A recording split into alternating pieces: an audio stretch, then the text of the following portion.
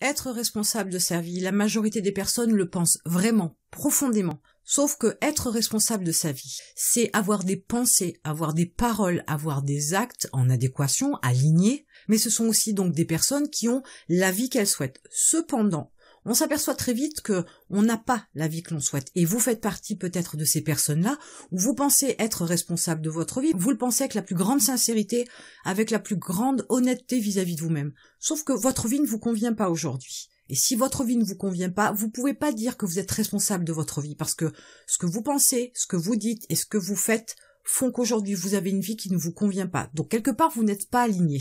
Pour pouvoir être responsable de sa vie, il y a 3 choses à prendre en considération, 3 choses à regarder et une vraie réflexion à avoir. Alors, pour ce qui est de la première chose à regarder, à analyser, il faut faire un constat, du moins une analyse de l'état des lieux, de l'état de votre vie aujourd'hui. Aujourd'hui, votre vie ne vous convient pas. Votre travail vous ennuie, ou vos revenus ne sont pas assez conséquents, vous avez un logement qui ne vous convient pas, vous avez peut-être une vie sociale pas très agréable, ou voire même pas du tout de vie sociale, vous avez une vie amoureuse qui est peut-être absente, ou alors qui ne vous convient absolument pas, vous n'avez peut-être pas de patrimoine, bref, vous avez une vie qui ne vous convient pas dans différents domaines, ça veut dire qu'à un moment donné, entre ce que vous pensez, ce que vous voulez, ce que vous voudriez, ce que vous dites et ce que vous faites, ça n'est pas aligné. Donc une fois cet état des lieux fait, une fois que vous avez constaté ce qui est aujourd'hui, ce que vous devez faire par la suite, c'est d'analyser la manière dont vous vivez. Vous n'épargnez pas, vous n'investissez pas, vous êtes à découvert tous les mois, vous ne pouvez pas vous offrir certaines choses, ou vous ne pouvez pas changer de voiture, vous ne pouvez pas acheter de logement, vous ne pouvez tout simplement pas partir en vacances. Vous ne pouvez peut-être pas partager certaines choses avec votre partenaire, vous ne pouvez pas vivre où vous le souhaitez, du moins dans le logement que vous souhaiteriez.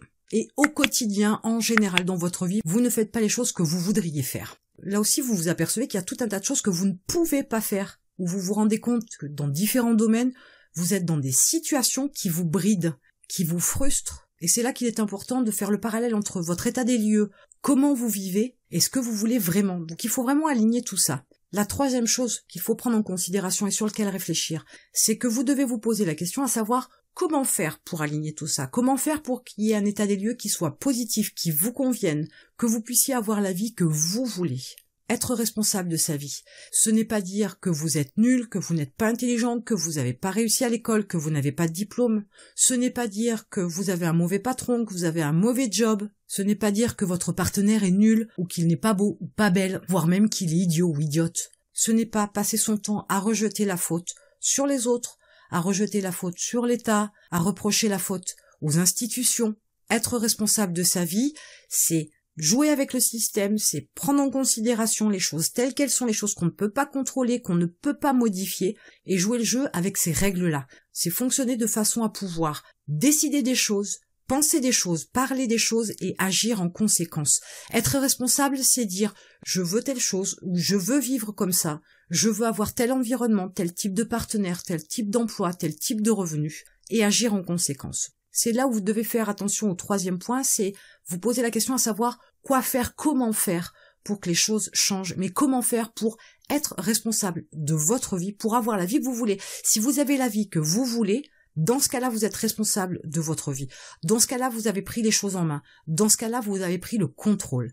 Alors vous pourriez commencer déjà par reprendre en main votre budget en le gérant différemment. Il faut avoir une approche de l'argent différente pour pouvoir gagner beaucoup d'argent, ou du moins pour faire augmenter son salaire, augmenter son revenu. Je parle de salaire autant que de revenus, puisque suivant la situation dans laquelle vous êtes, vous pourriez rester au niveau salaire, donc en tant qu'employé, ou vous pourriez basculer de l'autre côté et devenir entrepreneur, et dans ce cas-là, on va parler de revenus. Vous devriez faire attention à la manière dont vous dépensez votre argent, parce que dépenser son argent intelligemment, c'est être responsable de sa vie. Le dépenser à mauvais escient, ce n'est pas être responsable de sa vie. Vous devez mettre de l'argent de côté, investir si possible, ou du moins vous mettre un objectif, j'en ai déjà parlé, pour pouvoir économiser, épargner de l'argent, et par la suite l'investir. Vous avez un problème avec votre emploi, qu'est-ce que vous devez faire? Tout simplement vous former et ou partir en quête d'un nouvel emploi. Si ça vous convient pas, vous avez la liberté de choisir l'emploi que vous voulez, étant donné que vous signez un contrat. C'est vous qui le signez. On vous oblige pas à signer un contrat de salarié, c'est vous qui choisissez de le signer. Donc vous pouvez à partir de ce moment-là avoir ce choix-là qui fait que vous pouvez choisir votre emploi. Donc si votre emploi ne vous convient pas, il faut en changer. Si vous estimez que vous n'avez pas les connaissances et les compétences nécessaires, formez-vous. Vous avez la possibilité maintenant de suivre des formations en ligne ou des formations à distance en parallèle de votre emploi, ce qui va vous permettre par la suite de pouvoir chercher un nouvel emploi tout en conservant celui que vous avez déjà, de façon à vous assurer une certaine sécurité si c'est ça qui vous inquiète. Mais vous pouvez choisir votre nouvel emploi avec éventuellement vos nouvelles connaissances et compétences. Être responsable de sa vie, c'est aussi se débarrasser des personnes négatives autour de vous. Tout simplement parce qu'elles vous tirent vers le bas, parce qu'elles vous minent le moral, parce qu'elles vous prennent de l'énergie, elles vous prennent de la motivation, elles vous mangent vos rêves. Et ça, c'est important de le prendre en considération parce qu'on a tous autour de soi des personnes négatives, des personnes toxiques. Il faut absolument s'en débarrasser. C'est improductif au maximum. Pour ce qui est par exemple de votre conjoint, être responsable de sa vie, c'est être capable de se dire « mon conjoint ou ma conjointe, mon partenaire, ne me convient pas, je ne suis pas heureux, je ne l'aime pas ou plus, ou je ne l'ai jamais aimé, peu importe, ça ne me convient pas ». Et bien dans ce cas-là, être responsable de sa vie, c'est faire le choix de se séparer de son partenaire. Ce n'est pas catastrophique d'être célibataire, et ce n'est pas catastrophique de vivre seul. Par contre, ça a des avantages et des inconvénients, c'est une certitude. Mais à ce moment-là, vous êtes responsable de votre vie. Si vous faites le choix de vous séparer d'un conjoint qui ne vous élève pas, qui ne vous fait pas grandir, que vous n'aimez pas ou plus, ou que vous n'avez jamais aimé, et qui ne correspond pas à ce que vous souhaitez avoir dans votre vie. Vous ne pouvez pas dire que vous êtes responsable de votre vie si vous vivez avec quelqu'un, si vous avez des projets, si vous avancez avec quelqu'un qui ne vous convient pas. Vous n'êtes pas non plus contraint et forcé de vivre avec cette personne-là. Vous n'êtes pas contraint et forcé d'avoir des projets, d'avancer dans la vie si cette personne-là, vous estimez qu'elle ne vous convient pas. Votre vie sociale ne vous convient pas. Soit parce que vous avez des gens autour de vous qui sont par exemple toxiques, ou parce que vous avez des personnes qui ne vous apprennent pas grand-chose, qui ont des conversations complètement stériles, mais vous pourriez aussi ne pas avoir de vie sociale. Mais dans ce cas-là, ayez une attitude différente, allez vers les gens qui vous plaisent, qui vous attirent pour de multiples raisons, et essayez de vous construire un autre réseau. Vous pourriez penser que ce n'est pas très facile d'aller vers les gens, mais qu'est-ce qui peut vous arriver de pire si vous décidez de prendre votre courage à deux mains, d'aller vers des personnes, de discuter avec elles, d'échanger, de partager, voire de se revoir par la suite. Qu'est-ce qui pourrait vous arriver de pire à faire cette démarche-là? Que la personne à qui vous vous adressez n'ait pas d'attirance particulière pour vous, à quelque niveau que ce soit, que la personne ne désire pas perdurer une relation amicale ou amoureuse, peu importe, dans le temps, que cette personne-là n'ait rien à partager, qu'elle manque d'intelligence, manque de finesse, manque de culture, manque de savoir. Et alors, quel est le problème? Si ça c'est le pire du pire, ce n'est pas grave. On est des millions sur Terre, vous avez énormément de possibilités de rencontrer des personnes qui vous conviennent, qui vous correspondent, qui peuvent vous permettre d'avoir une vie sociale qui vous convienne davantage. Peut-être que votre manque de vie sociale, c'est peut-être dû au fait que vous ayez des activités un petit peu inutiles, les jeux vidéo, les séries télé, les films en VOD. Tout ça, ça ne vous apporte rien. Comment penser être responsable de sa vie quand on a des activités qui n'apportent absolument rien? À faire des choses bêtes et inutiles, on a une vie bête et inutile. C'est aussi simple que ça. Vos actes doivent être en adéquation avec ce que vous pensez et ce que vous dites. Si vous jouez aux jeux vidéo et que vous regardez la télé, vous pensez que votre vie, elle peut ressembler à quoi? Donc, ayez un esprit critique, mais plutôt bienveillant sur vous-même, sur la façon dont vous vivez, sur la façon dont vous agissez, sur la façon dont vous gérez votre argent, sur votre façon de vivre seul ou avec votre partenaire, ou avec vos amis, ou avec votre famille, de façon à rectifier tout ça et prendre surtout les choses en main.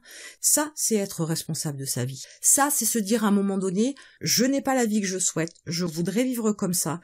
Qu'est-ce que je fais aujourd'hui? Qu'est-ce que je peux modifier pour pouvoir avoir la vie que je veux? Et c'est en agissant en adéquation avec vos pensées et vos paroles que vous allez pouvoir être responsable de votre vie. C'est dans le fait de prendre en main votre vie, en décidant que vous allez dorénavant faire un peu plus de sport, que vous n'allez plus jouer aux jeux vidéo, que vous allez faire vos comptes toutes les semaines, que vous allez vous former pour avoir un job mieux payé, qui vous permettra d'avoir un salaire plus important, qui vous permettra donc d'épargner et par la suite d'investir. Mais comment voulez-vous que ça arrive si vous restez au fond de votre canapé à jouer aux jeux vidéo, si vous ne gérez pas intelligemment votre budget, si vous n'arrivez pas à mettre de l'argent de côté, il ne se passera absolument rien. Être responsable de sa vie, c'est penser, parler et agir pour atteindre l'objectif que vous vous êtes fixé, ou les objectifs, mais c'est surtout, quand vous faites un état des lieux par la suite, c'est de vous dire que vous avez la vie que vous voulez. Vous êtes aligné, et dans ce cas-là, vous pourrez dire que être responsable de sa vie, vous savez ce que c'est, parce que vous avez fait ce qu'il fallait pour avoir la vie que vous voulez avoir aujourd'hui.